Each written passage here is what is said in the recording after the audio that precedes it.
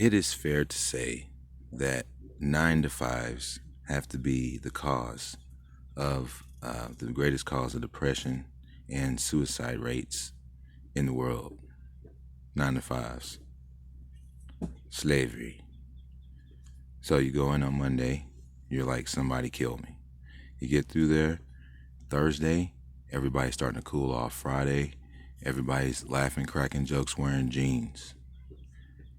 You go out 2 days just to wallow in what appears to be not sorrows, but a rejoicement for a little while, and then you dread Sunday afternoon because you know that somebody kill me day is coming the next morning. Welcome to Grim Nasty TV. All right, so what is happening is that as I step under the final layers, sense of observation and perception is snowballing itself. So what happened was my neck expanded 4 times its size, and I barely feel my Adam's apple right now. And I think that's where all the choking and stuff happens, is because your neck expands and your heart starts to turn on. So you get hot. So when this happens, the gateway stays open pretty much, and your neck swells down only so much. But if you go back up to the sun again, you just swell up again. Only thing that didn't happen is the rest of my body didn't swell up so much that I had my shirt on and my pants, so I didn't realize that I took my shirt off and my arms barely started to expand and my hands started turning on. So after that, now they're just on, and I went to sleep because I started bringing it on to myself, just thinking if I close my eyes. Okay, so whenever I close my eyes, the Mickey Mouse is on me. He's on my body, so that tells me why my astral space I'm able to, which is just the same as being this guy, because your imagination, in your dreams and everything, you can pretty much control your imagination. So anything that happens in your imagination, no matter if you had a bad dream or not, you still can change the outcome if you have, if you're, I guess, mentally strong, if that means anything, if that's a factor. So let's just talk about it, get into more of what we are as humans, and then what the soul is, what it seems to be. And I'm just going to talk about what I've been observing.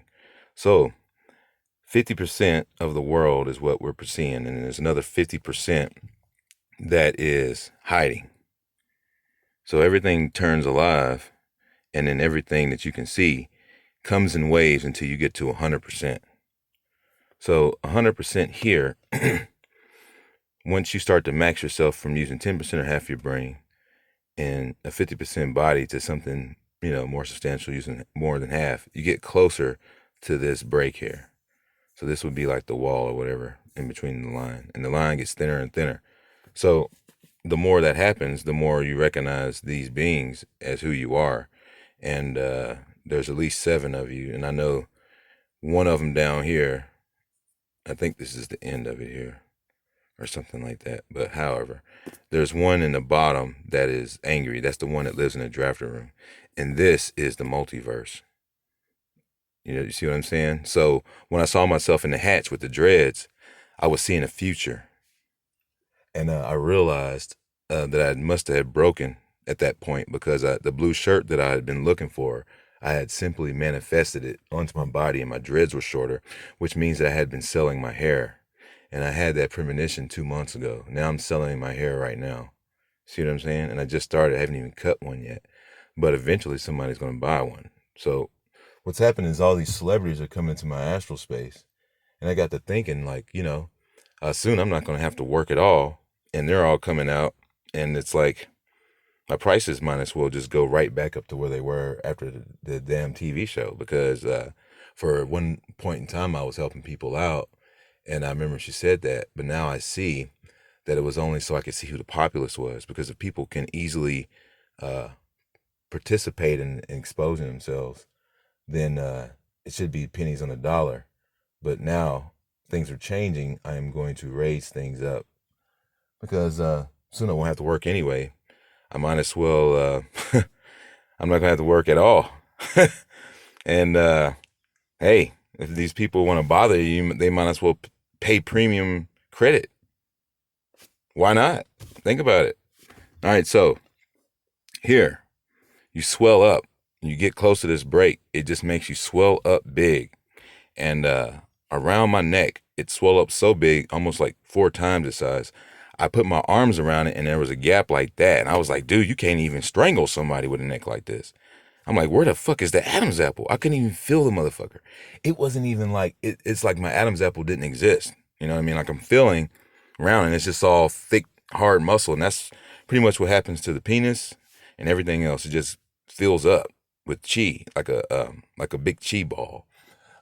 What I can see is that it's getting easier to do this. So with that, everything is opened up and the heat and everything is circulating. So while this is happening, there's no telling when it's going to break because it just keeps cracking on its own now, and I don't know when it's going to happen. And while this is happening, my spine is all loose. It's trying to spin me around, and it's hardcore. It's like it's grabbing my whole body, and my whole back like feels like oh, and it just wants to fucking just throw you from your whole spine, from the top of your head all the way down. It wants to grab you.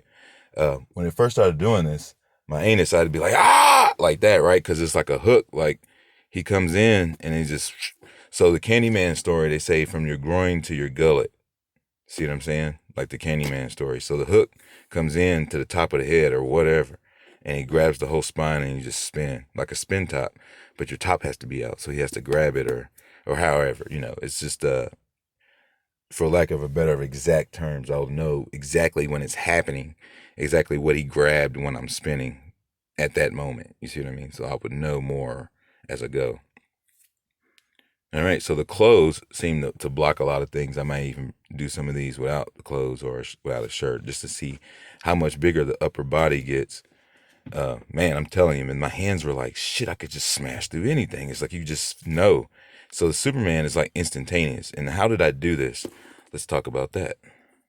All right, so everything's pretty much difficult at first, but eventually with a lot of practice, you can bring this energy into your body. It's all around. So you're pretty much like a sponge.